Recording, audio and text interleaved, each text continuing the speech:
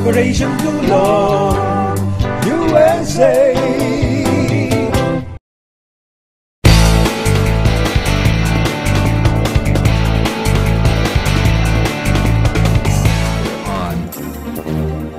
Maraming salamat mga kabalabino at mga ka-OFW. Minsan pa ang Utusa.tv, ang kauna-unahang internet television station na nagpo-broadcast sa loob ng inyong Facebook ay magsasayang papawid para man din ay maglingkod na pambayan para sa ating mga ka-OFW na nasa iba't ibang bahagi ng mundo para magsilbing tulay ng ating komunikasyon. Saan man kayo naroon ay ating pong ihahatid, ilalapit ang ating impilan para mapakinggan ang inyong kalagayan ng mga ka-OFW ko.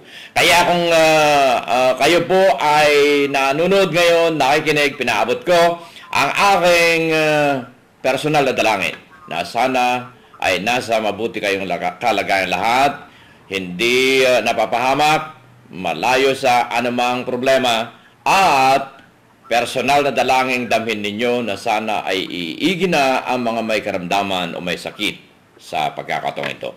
Mga kabalibino, ating pong pero bago ako magtungo sa Kuwait, nais ko muna sabihin sa inyo na lumabas na ang aking aklat. Ito po, ayan, lumabas na ang aking libro noong isang araw. At ito ay aking explain sa inyo sa mga susunod na pagtatanghal natin at mga post ng inyong lingkod kung ano ang 4 na layunin ng librong ito. Pero sa pangkalahatan ay sa loob ng librong ito mga kapilipino, makikita po ninyo ang page 127. Meron pong pinaka-coupon yan. Ang coupon yan, ang tawag ko riyan ay Certificate of $1 Gratuity. Mga kapilipino, ito po ay nagpapatuloy na kapag mayroon kayo nito, magmamay-ari kayo ng pabrika worth $1 at yan ay hindi ninyo idodonate sa pabrikang yan, kundi ako ang maglalagay doon sa pabrika na kayo mismo mga kapilipino ay may-ari ng $1 worth sa pabrika ng NanoWind Energy System.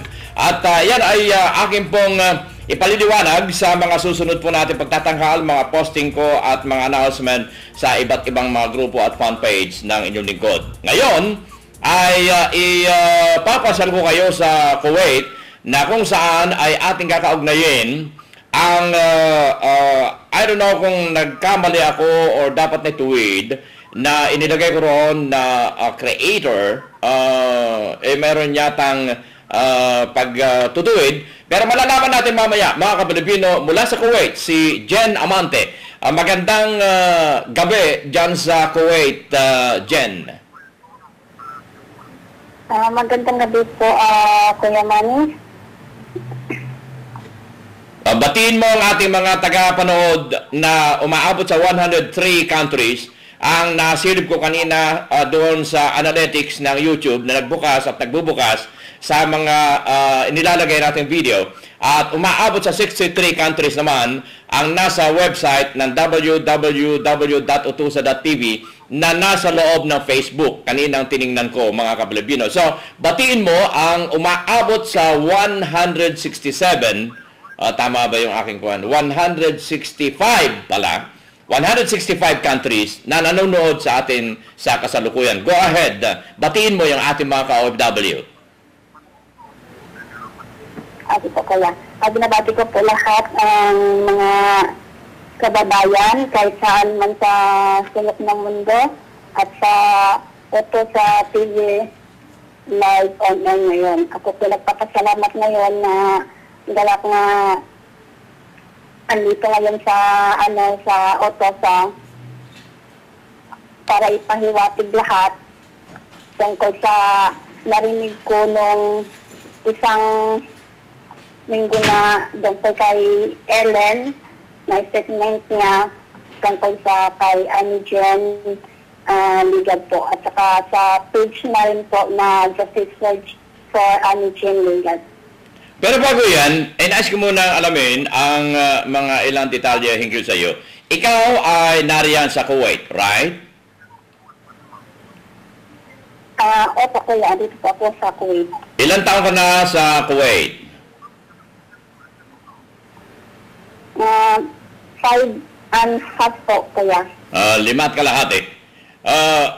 ito ay pwede mo sagutin or not. Ikaw ba ay, ano ang iyong trabaho dyan sa Kuwait? Pwede mo sagutin ito or not? Isa po akong household, kuya. Alright. Household. Okay. Hindi dapat na ikahiya yan sapagkat nariyan ang ating ekonomiya. Sa Pilipinas, saan ka galing, Jen Amante? Sa Davao po ako, kuya. Saan? Siya, kababato ko din sa Davao, doon sa, sa Matina City. Oh, sa Matina. Mga 3 kilometers away from the city. Right? Yeah po. Oh, alam na alam ko yan. Matina na yan. Sapagkat yan ang daanan papunta sa Turil. Right? Opo. Sabi ko na nga eh. Pamilyar ako sa Davao. Okay. Meron ka iniwang pamilya roon. Ito ay pwede mo sagutin or not. Ikaw ba ay married na or single? Ako po ay single, kuya. May mga kapatid na po ako doon. 2. Nag-asawa na po yung 2 at saka may 2 pa po akong kapatid na nag-aaral. At wala na po akong mama at saka papa. At kaya na po sila. Oh, sorry. Terribly sorry to hear that. Alam ko yung damdamin ng wala ng ama at ina sapagkat maging ako ay sa bagay, ako ay nasa kalagitnaan na ng edad nung mamatay ang aking ama at mamatay ang aking ina. Pero one of these days kukwento ko sa inyo mga kabalibino na kung bakit napakahalaga sa akin, napapag-usapan din yan. Dahil namatay ang aking ina, hindi ko nakita na siya ay nilibing. Namatay ang aking ama, hindi ko nakita na siya ay inilibing. Mga kabalibino, yan po ay kukwento ko sa inyo dahil sa aking pagmamahal sa ating bansang Pilipinas. Ang nanay ko namatay 1975 nung ako po ay nasa Davao at kami ay nasa Zamboanga, nasa kagubatan ng Zamboanga at naghuhulog ng safety conduct passes ng mga Muslims at non-Muslim during that particular time. At ako'y sakay ng eroplano at helicopter ng military na naghuhulog mga kapilipino ng safety conduct passes. Bali, ako ay reporter, announcer ng Malacanang noon. So, 2 linggong ako'y nasa bundok. Nung ako'y magbalik sa Davao, sa Central Command, inabutan ko yung telegrama na 2 linggo na nakalipas na mayroon akong telegrama ang aking ina ay namatay sa Santiago, Isabela. Yeah. Kaya mga kapilipino, marami pa ako kukwento sa inyo. Buhay ni Calvito kakaiba eh. At ngayon ay magbalik tayo kay Jen. Jen, ano ang iyong posisyon dito sa Give Justice for Ame Jen Ligad? Isa po akong admin, Kuya Manu, sa Justice for Ame Jen Ligad. Ipagpaumanin ninyo na ang naipost ko ay isa kang creator. Sino ang inyong creator na dapat natin bigyan ng halaga ang kanyang pagiging creator? Sino? Huwag mo nang banggitin yung pangalan kung yung pangalan, yung lamang Facebook name. Pwede mong banggitin or not? Si Mama Fatma po. Mama Fatma. Okay. Medyo ayaw yatang banggitin. Pero hindi na ako makulit. Mga kapilipino, noong nakaraan ay naging kontrobersyal ang sitwasyon ni nung una, ang kwento nito ay ipinanawagan, nauna ito ay pinanawagan ni Grace Nieva at binigyan ng tugon ng marami nating mga ka-OFW at minanitor ng inyong lingkod hanggang sa ako ay tiningnan ko ang sitwasyon at in-interview ko si Ellen Garcia. Nakuha natin ang side ni Ellen Garcia. At ngayon ay kunin din natin ang side ng mga tumulong sa panig ni Ame. Teka muna, linwanagin ko. Noong ipanawagan sa Facebook ay una, Angel Jean Ligad. Pero kaipala, yun Angel ay pangalan ng anak niya, pero sa katotohanan ng kanyang buong pangalan ay Amy Jean Ligad. Magtungo na tayo sa toong pangalan, Amy Jean Ligad. Kaya naman gusto ko na maging patas ang ating mga ka-OFW, lalong-lalo na kayong lahat mga ka-Pilipino, sapagkat ayoko na magkaroon ng hidwaan ng mga iba't iba. Ayaw ko na magkaroon ng grupo-grupo. Tama, okay lang, yung may grupo ka dito, may grupo ka doon, wala kang grupo doon, wala kang grupo doon. Pero ibig ko sabihin, a group of the mind. Sapagkat kung igrupo mo yung mind mo doon sa kabila, igrupo mo yung mind mo doon sa kabila, mga ka-Pilipino, hindi open ang iyong mind sa pag-uunawaan. Kaya't ang ibig ko sabihin ay kailangan iisa ang ating isipan para sa ganon mapaunlad natin ang ating pagiging OFW. So, minarapat ng iyong lingkod, nakukuha rin ako ng side ng kabila at ang nagboluntaryo ay si Jean Amante. Jean, pakikwento mo kung ano ang sitwasyon. Okay po. Noon pong December 8 po, bandang mga alas 6 po nakita ko po sa wall ko. Isa pong friend ko na si STN. Yung share po niya yung tungkol kay Jean Ligad. Kasi si Jean Ligad, nag-post po siya sa wall niya na humihingi po siya ng tulong. Ito po yung nilagay niya sa post niya. Basahin ko po. Good evening, family friends. If there's please I need your help very urgent. My sir hurt me too much before Ian. He hit my head with his shoes, punched my face, hit my head on the wall and bumped many times, throwing my hair and dragged me down. I had black eye and big buckle on over my face. On my head, I went on my elbow. It hurt so much. And my mouth with blood. He kicked my hair in his baba kadama room, so I can go out. Only there's Maid Marina just coming and only give me food. Now I felt more head upset and dizzy because so much pain. I yelled, hoo. Please help me. I want to go home, please. Here's my number, in Viva, 96555635621. In Natanya, 96565823757. In Sherwini, 6+6393 975-90304. Please report this to the Philippine Embassy and also ask help to all people that is Athena for urgent action. I'm praying and I'm waiting for your moral and spiritual support. Ami Jean Ligad. Iyan po ang isinulat niya na una. Pagkatapos po, ini-post niya na naman yung pangalan ng amo niya. Ito po. I'm Ami Jean Ligad. Kuwait, Hatin, Area, Block 3, Street 3, 08, House 34, Sir Muhammad Ismail Muhammad Taki. Yun po ang nasa wall niya. Kaya nung nakita ko po sa wall, click ko kaagad po yung Angel Jean Ligad. Yan po ang Facebook account na po namin ginagamit.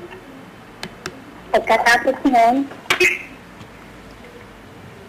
nagpunta ako sa wall niya at saka nagtingin po ako doon. May isang po siya, post ng picture niya na big yung mukha at saka may black eye sa mata. Kaya nun, tumingin ako sa mga comments at saka nagbabasa muna. Pagkatapos nun, naki-comment na rin ako kasi lahat ng mga kababayan andin sa wall niya, nagko-comment na help natin siya, kawawa naman si ito si Angel Jean Ligad, kawawa naman. Kaya please, kung sino po yung mga free dyan sa labas na nagtatrabaho, click out natin siya. Yun po ang nag-anuhan doon sa yung picture ni Angel Lugad na post niya sa wall niya. At saka nakikisali na rin po ako sa pag-comment ko na sige po, help natin siya kasi kawawa naman siya. Kailangan tawagan ang industry. Marami pong tumatawag doon sa industry pero wala pong makakontak rin lang po ng ring. Tapos yung iba nagsasuggest na tawagan ang agency na. At saka nang nakita ko po na agency ang tawagan nila, sabi ko, wag ang agency tawagan niya kasi wala kayong service din sa agency. Pag tinawagan niyo ang agency ni Jill, sigurado tatawag din yun sa amo niya. At saka ipapaalam na may nagre-report na andun si James sa loob at saka yun nga binugbog. Pagkatapos nun, nagko-comment kami doon.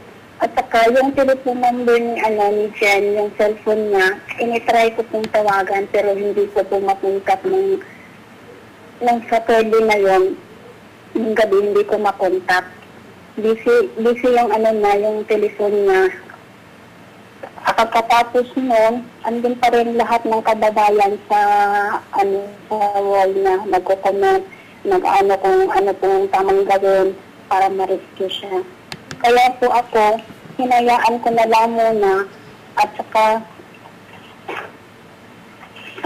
pagka kinabukasan, Sunday, tinitry ko pong tawagan si Jen sa phone niya, yung diba niya, pero hindi ko siya makontak.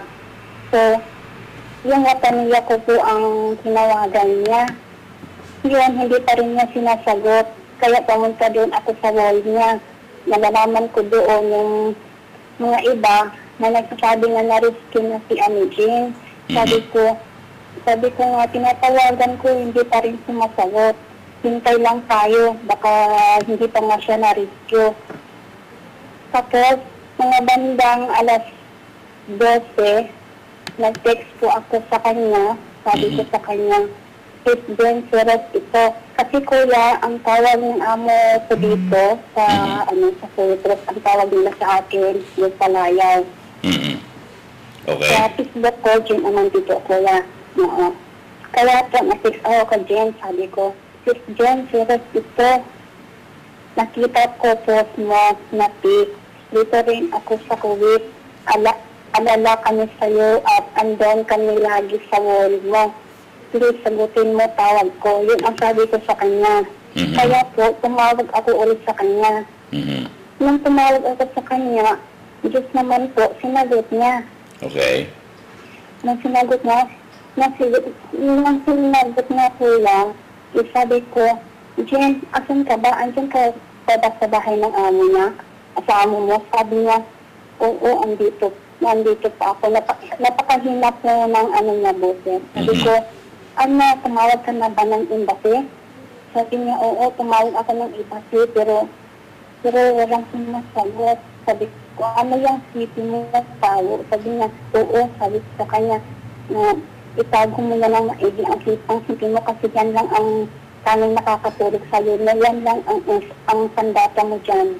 Kaya itago mo, baka makita ng amo mo yan. Sabi ko sa kanya. Tapos tinanong ko siya, kumakain ka ba?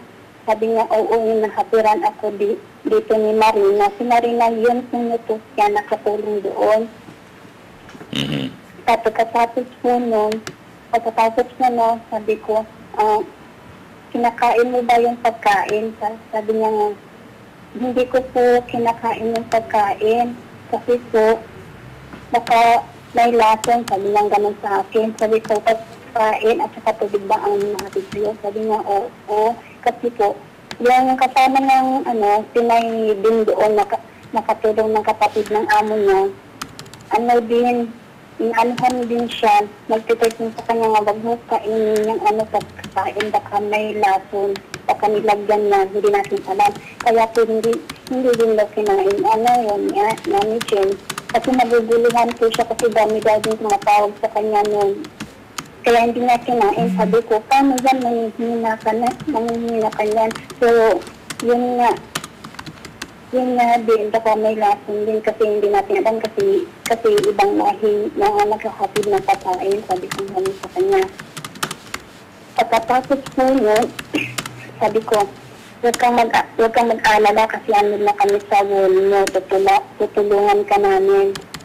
At saka sabi ko sa kanya, may load ka ba? Sabi niya, wala. Sabi ko, huwag kang mag-alala, bigyan kita ng load para makatawag ka sa pamilya mo kung sino gusto mong tawagan. At saka na-contact mo ako kasi ako makakall ako pa sa'yo kasi parati akong only, sabi ko ganun sa kanya. Basta dyan ka lang, sabi ko ganun sa kanya. Pagkatapos po noon, may nag-PM po sa akin si Kathleen.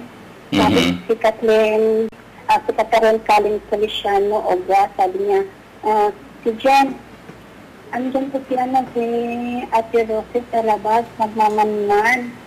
Kanina pa, sabi niya gano'n.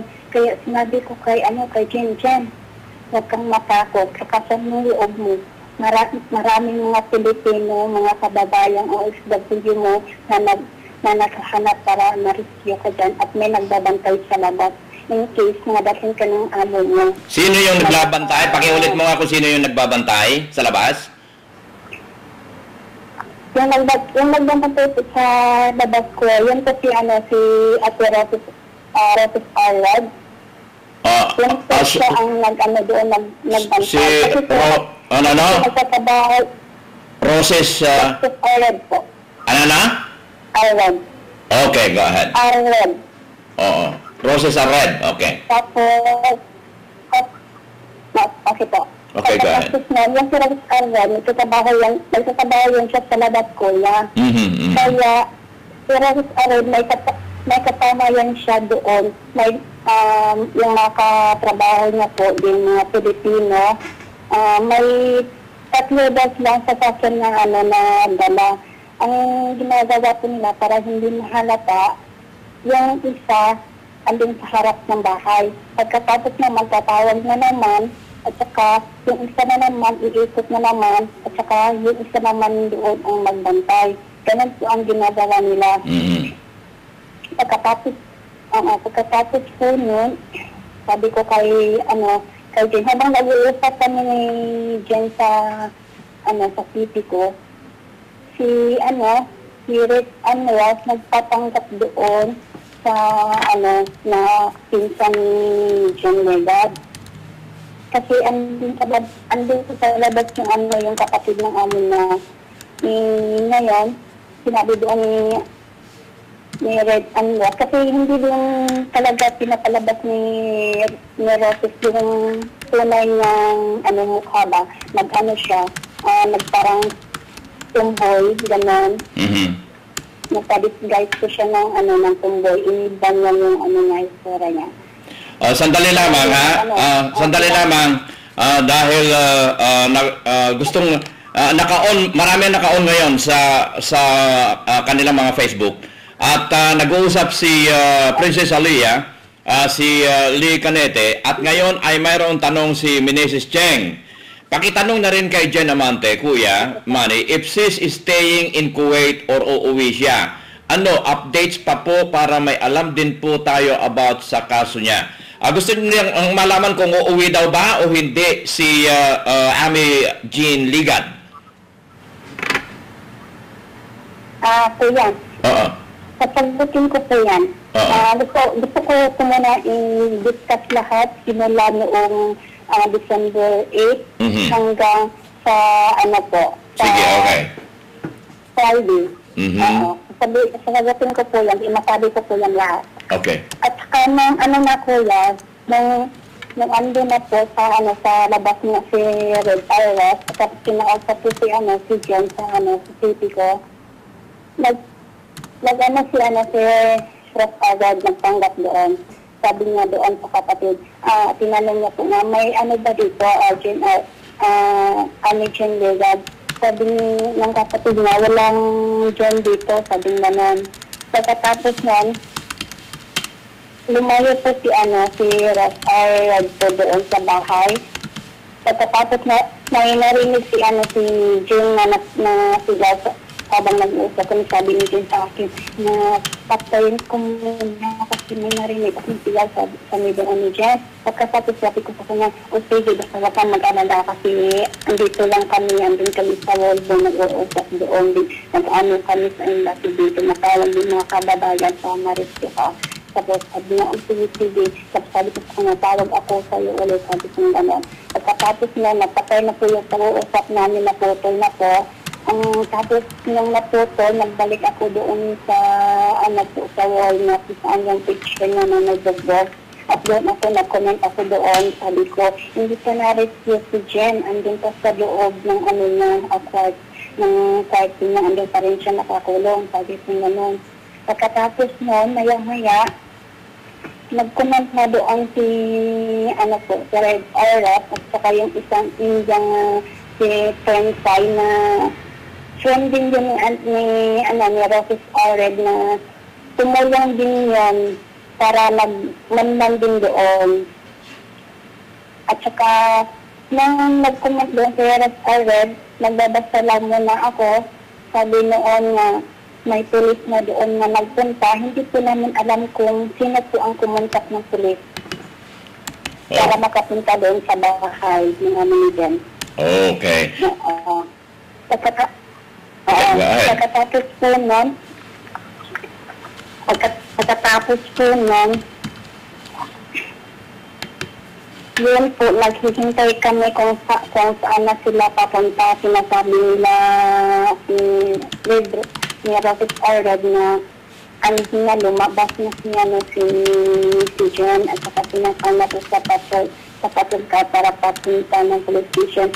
At saka sinusundan nila po ito kasi po nagdududa sila na baka kung sabi ng amo niya yung pulis kasi hindi po namin alam kung sino ang tumawag ng pulis. Kaya sinundan nila kung saan man ito pupunta na police station. Hanggang sa nakarating po ito sa police station, doon po sa police station ng Sharada Kuwait. Okay. Sharada Kuwait po. Sharada Kuwait.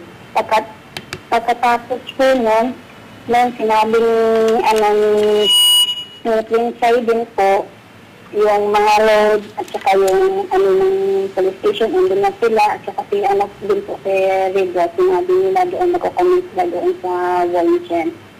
Pagkatapos, maya-maya, habang nagluluto po ako, may tumawag sa akin.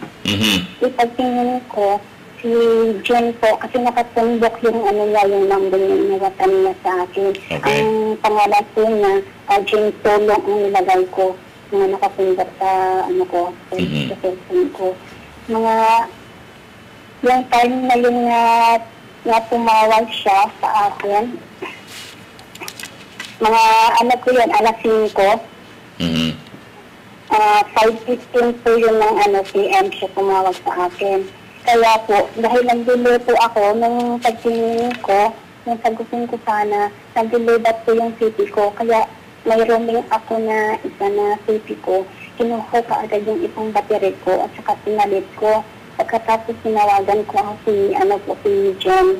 Di ba na-post ko po doon sa wall ng Oppo sa yung Jen Tulong na number. At saka yung time. Opo.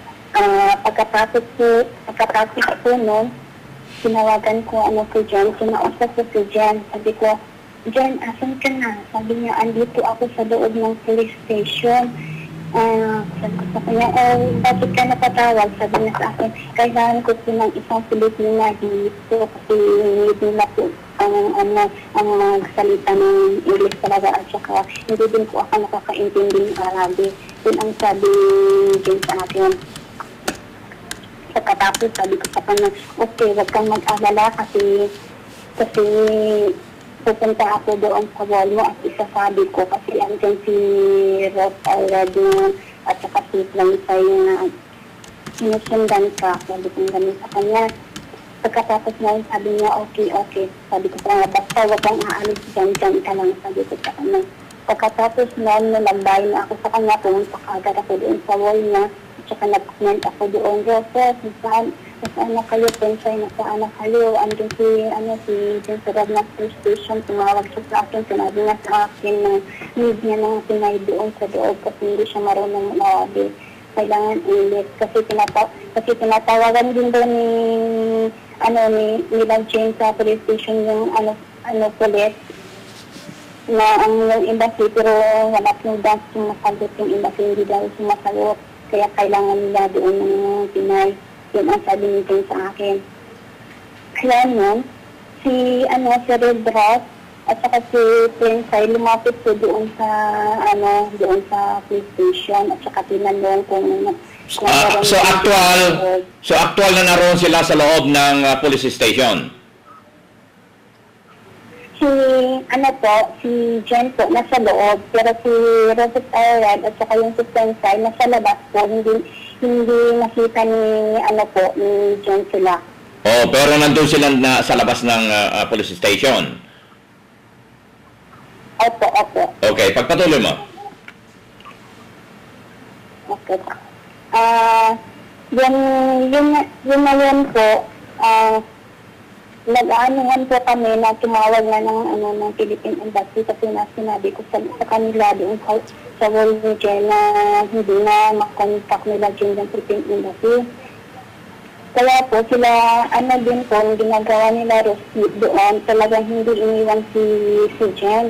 Talagang nakintay na magdating ang Philippine Embassy. So, katapos ng mga ilang oras na yon, yun po, umabot na po yung Philippine Embassy. Pagdating ng Philippine Embassy, nung nakita niyo... Mga ilang oras bago dumating ang kinatawan ng embahada? Isang oras po yun bago po dumating kasi matagal. May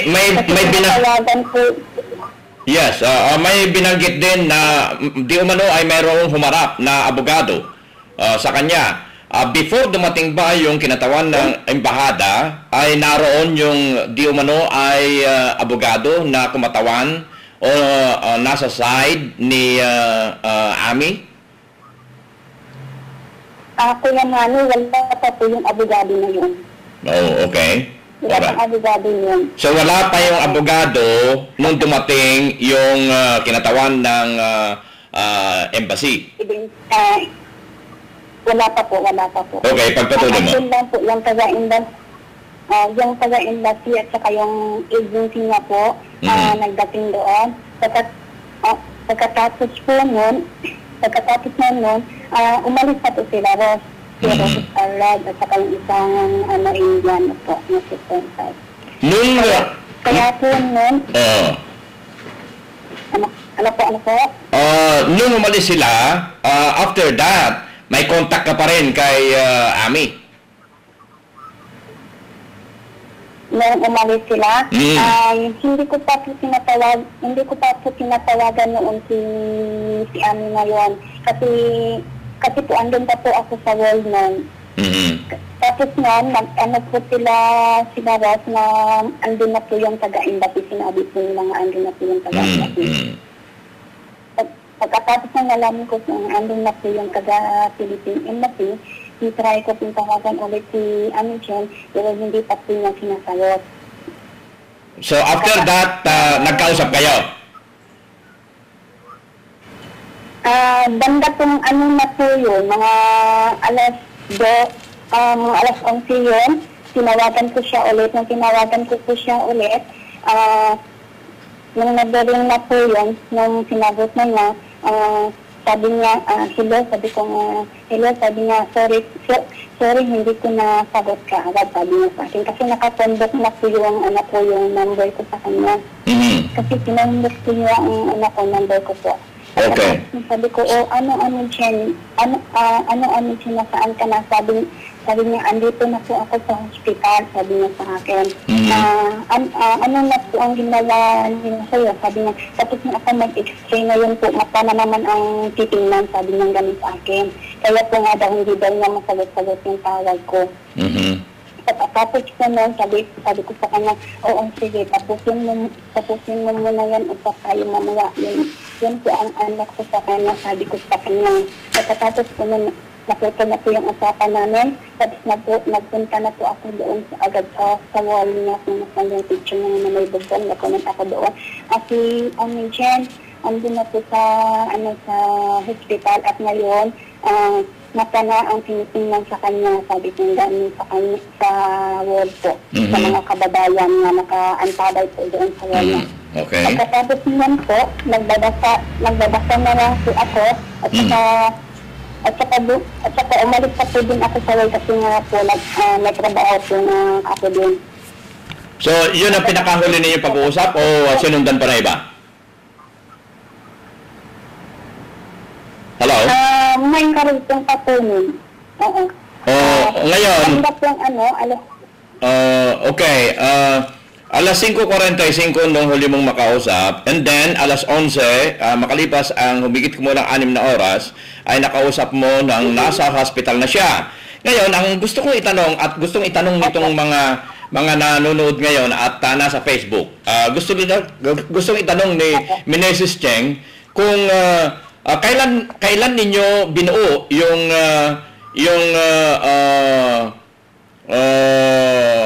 yung page o group page, fan page ni Ami. Kailan ninyo binuo ito at ito ba ay mayroon daw pahintulot si Ami? Sa pagdating ko po yan mamaya. Kasi alam ko po yung date ko nung binuo yan. Okay, go ahead then. Go ahead. Okay po. Pagkalipas ng ilang oras po, tumawag po ako ulit kay Jan. Alas 12 na po yun. Tumawag ako sa kanya. Alas 12 po ng gabi dito sa court. Okay. Sinabi ko sa kanya, Jen, asan ka na? Sabi niya sa akin, andito na kami ulit sa police station. Ano na po ang gawin mo? Sabi niya, tapos na po ako sa lahat sa medical. Pagkatapos, ngayon kinakabahan ako, sabi niya. Sabi ko, bakit? Sabi niya kasi pupunta dito ang amo ko. Sabi niya, gano'n para magbigay ng statement. Gano'n ang sabi niya sa akin. Sabi ko sa kanya, huwag kang kabahan dyan. Sabi ko, nalaban ka. Sabi ko, gano'n sa kanya. Huwag kang tatahimik lang. Sabi ko, pagkatapos, sabi niya, pero kinakabahan pa rin ako. Sabi niya, gano'n sa akin. Sabi ko, basta lakasan mo lang loob mo, andito lang kami, sabi ko sa kanya. At hindi ka pawabayaan dyan, sabi ko gano'n sa kanya. Pagkatapos nun, sabi ko, paparating na ba amo mo? Sabi niya, papunta pa lang. Pagkatapos nun, sabi ko sa kanya, sige, basta huwag kang kabahan at kung ano yung isasabi niya sa'yo, sasagot ka, sabi ko namin sa kanya. Pagkatapos nun, tapusin na po yung pag-uusap namin. Okay. Ngayon, pwedeng sagutin mo na yung mga tanong na yun. Una ay yung bakit, ito unahin natin yung tanong ni Meneses Cheng. Update tayo sa kanyang kaso. Nasaan ngayon si Ami? Yun ang update natin. Dyan po, nasa accommodation ng industry. Nasa?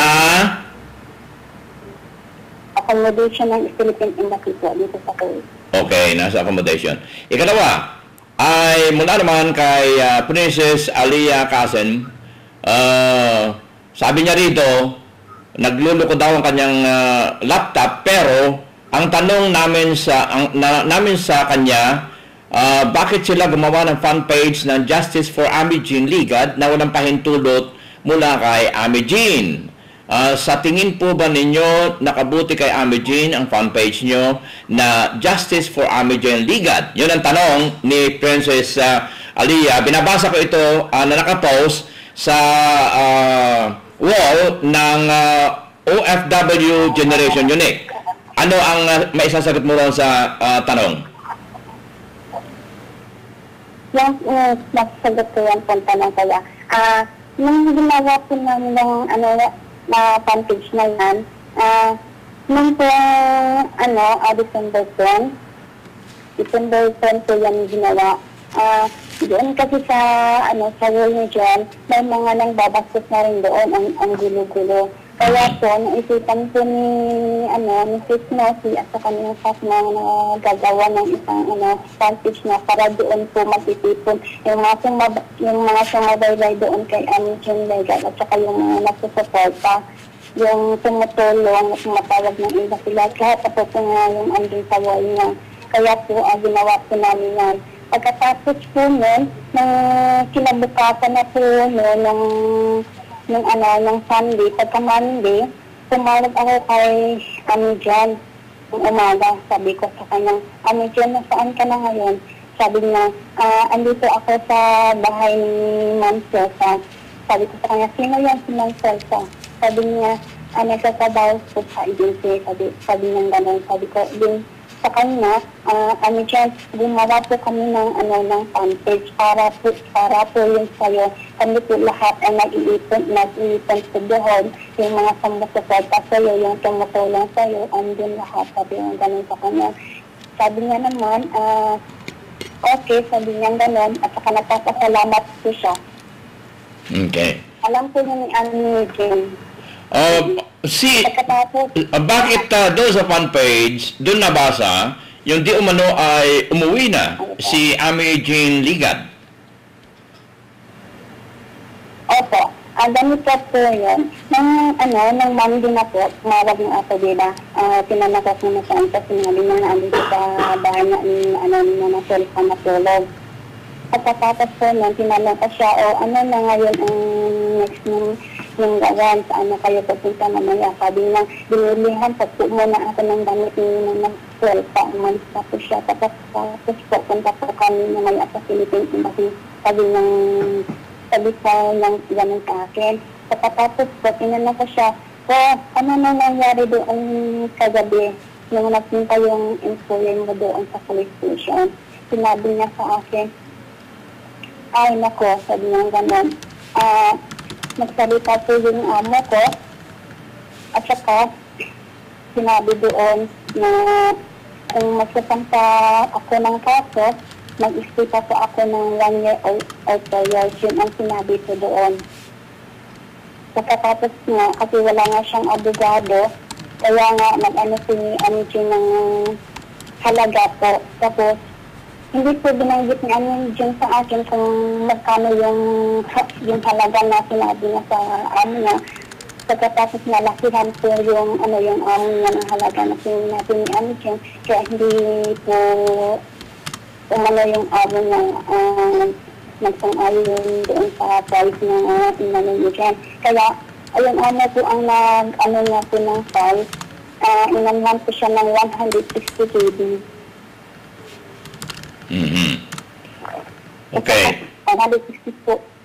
Okay. 160 KB po yun ang Pagkatapos po nang sabi ni John, hindi, sabi niya ng gano'n.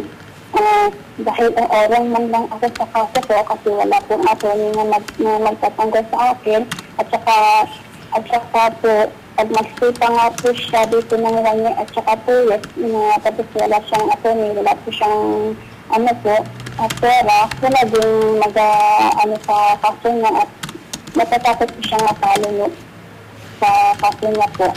Pagkatapos po naman, sinabihan niya po yung yung gawin mo yung 260 KB. Alright. Kaya po, ginawa po ng tumawag po si Jen ng 260 KB. Okay. Pagkatapos po nun, nagsang-ayon na po yung yung amo niya po na 260 KB na ibigay at saka yung ticket papunta ng Pinas. Kasi nga po, kung isasampang niya daw po yung kaso, pagpapatulong niya, pag hindi po daw siya mananalo, siya po daw din yung makulong. Yun ang sabi ko ni din sa akin. Oo. Pagkatapos na nung yun po, sinabi ni Jane sa akin tungkol ng gabi na yan, at saka po, pagkatapos ng tawagan ng pera, yun po, nagpirmahan na po sila. Kasi walang magawa daw si Jane, wala siyang choice. Kaya pinagdinalang po niyang umuwi ng Pinas na ligtas po para makasama yung pamilya niya. Kasi wala po siyang alam sa batas at saka wala po siyang attorney na magtatanggol sa kanya. Kaya may choice na po daw siya na uuwi na lang ng Pinas at saka tatanggap niya yung pera. Sinawadan niya ng 160 po. Alright.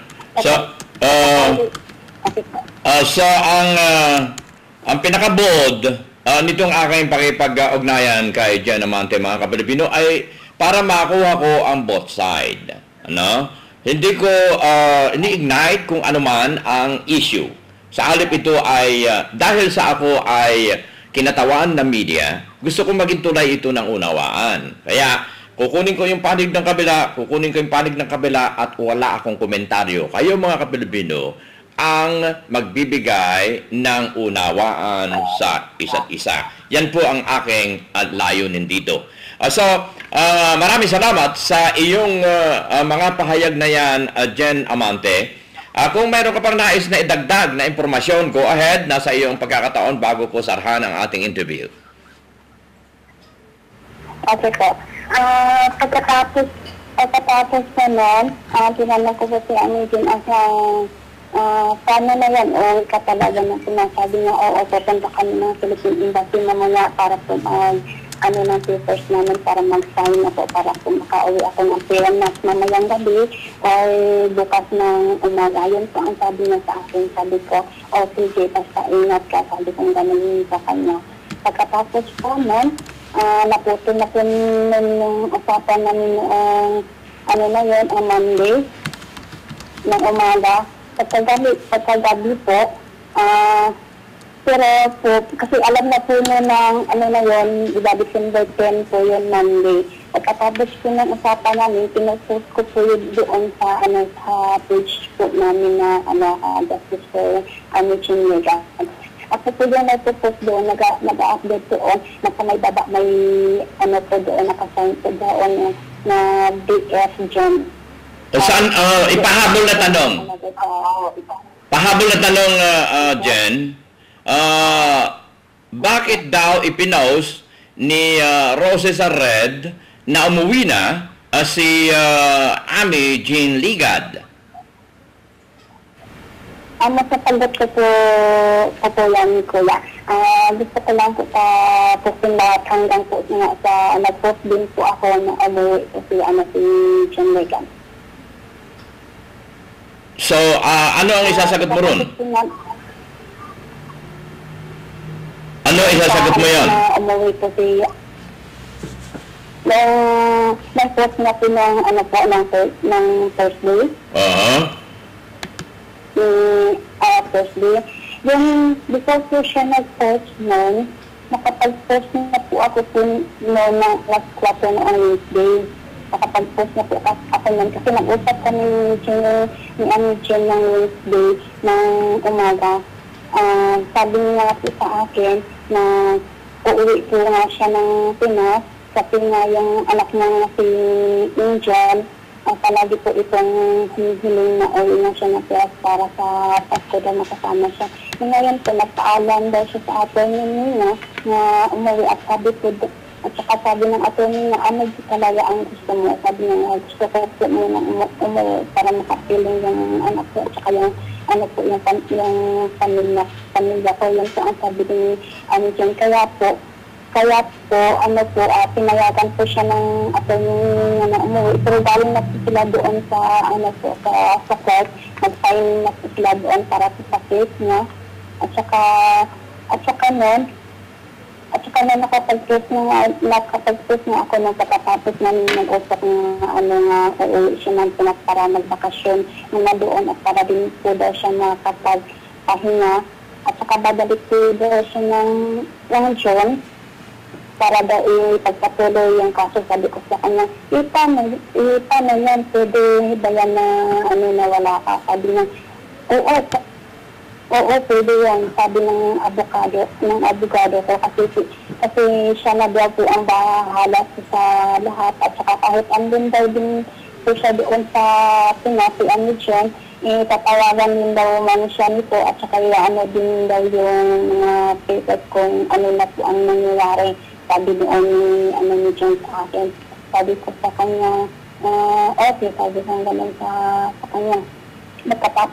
Pagkatapos nga po, pinatanong nga po niya ako kung saan ako sa Davao. Sabi ko, sa Mapina. At saka, naglipat na din kami sa Buhangin, sa Lupa. Sabi niya, malapit lang sa tayo. Sabi niya gano'n. Sabi niya, taga Bago Aslaya, sabi niya sa akin. Pagkatapos ko, talaga sabi ko, pagkatapos nun, sabi niya, uuwi ako para magpabinyag ng anak ko si Angel. Gusto ng papa niya na sa December is lang yung binyagan si Angel.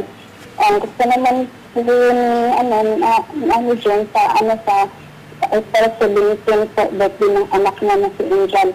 Pero ang tanong nila, sandali lamang dyan, ang tanong kasi nila ay bakit daw ipinost nyo na siya ay uuwi na hindi solid ang batayan. At ang tanong itong tanong ni Ellen Garcia, kayo ang una nag-post hinggil dito sa kanyang pag-uwi. At tanong naman ni Meneses Cheng ay bakit po kayo nagsinungaling kahit di siya umuwi? Last na po yan, kuya, na tanong ko. Yun ang sabi ni Meneses Cheng. Bakit daw kayo kasi nag-post na hindi naman na uuwi siya, na hindi naman pala uuwi? Dapat ang sabi nila ay kailangan na solid muna na malaman nyo bago yung i-post na siya ay umuwi na. Another na tanong ay ito, mula kay Princess Alia Kasem, hindi ninyo ba alam na nawalan ng tiwala ang embassy at abogado ni Ami kay Ami dahil sa fan page na yan? Yan ang kanilang tanong. At ito ay reaksyon ng mga, dahil na-interview na rin nila, alam ko na na-interview na nila Princess Alia Kasem, si Ami. So, yan ang kanilang reaksyon na nawalan ng tiwala ang embassy dahil dyan sa fan page. Alam ba ninyo yon, Jen? Hindi ko alam po nga nawalan po ng tiwala yung Philippine Embassy. Kasi wala na sinabi si Amin sa akin. Kasi noong Thursday po, na nag-usap kami ni Amin dyan, talagang sinabi niya po sa akin na uuwi siya po. Pero hindi dapat kasi yung uuwi at nakauwi na magkaibang statement. So, ang payo ko, hindi lang sa inyo, ang payo ko sa lahat ng mga nagpo-post, mga ka-Pilipino, mga ka-OFW, ay tiyakin ninyo, ito ay reaksyon. Kayo ay parang reporter, kayo ay parang mga announcer, kayo ay parang broadcaster dito sa Facebook, na kapag nagsalita kayo diyan, nag-post kayo, ay kakalat dyan, mga ka-Pilipino at mga ka-OFW. Kaya ito ang panawagan ko sa inyo. Hanggat nakita ninyo, hindi ako nag-like, hindi ako nag-post dito sa mga group at fanpage ng inyong lingkod na hindi ko alam ang pinagmulan. Tahimik lamang ako, mga ka-Pilipino, tinitignan ko, nagla-like ako sa mga dapat kong i-like at ipopost ko yung gusto kong i-post. Pero hindi ko dinidelete yung mga posting ninyo dahil ayaw ko naman na ma-insulto kayo. Pero pinakikiramdaman ko na naman kung sobra na, doon ako magtitilit ng inyong mga sasabihin. So, ito'y panawagan ko na kapag hindi pa kayo sigurado, huwag muna ninyong sasabihin dyan sa Facebook. Huwag kayong mag-i-scope na mauna ako magbalita nito, mga ka-Pilipino, makukuryente kayo niyan. Ang tawag ko riyan sa mga ganyan ay nakukuryente. So, ito hindi ko pinalalaki na issue. Sa halip ito ay para magsilbing pagkain kaisipan nating lahat. Sapagkat ang layunin ng Utusan.tv, lahat kayong mga OFW, naka-OFW ko, ay hindi dapat na magkahiwa-hiwalay ang isipan. Kinakailangan magkaisa tayo para sa gano'n makatuon sa iisang layunin, iisang objective para sa gayon ay umangat tayo bilang mga OFW. Yan po ang layunin ng Utusan.tv. Hindi ko kayo pinag-aaway, hindi ko kayo pinalalaki ang issue. Sa halip ito ay nililiwanag ko para magkaroon kayo ng pagmamahalan, pag-aalagahan ng bawat isa. Yan ang aking layunin. So, maraming salamat sa mga impormasyon na aking nakatas mula sa iyo, Jen. Huwag mo isipin na kaya kita in-interview ay dahil sa ako magbibigay. Wala kang narinig na komentaryo ko. At wala rin kayong maririnig magiging komentaryo ko mga Kapilipino dito sa Magkabilang Panig. Sapagkat ang layunin ko ay ilahad yung kanilang layunin, bawat isa. So, nasa iyong pagkakataon para ipaabot ang iyong pasasalamat sa lahat ng mga OFW na nanonood ngayon at nakikinig sa ating pag-uusap. Go ahead, Jen. Ako po nagpapasalamat po sa lahat ng mga OFW. Sana po bigyan po natin pansin ang nangyayari kay Jen. At saka ito po ang masasabi ko sa inyo na yan po mga post doon sa Justice for Jen Ligad. Totoo po yung post ko doon, yung may mga sign na BS Jen sa baba. At talagang galing po yun kay Jen. At saka alam din po ni Jen ang post ko doon. Okay. Yun lang po. Okay. Maraming salamat,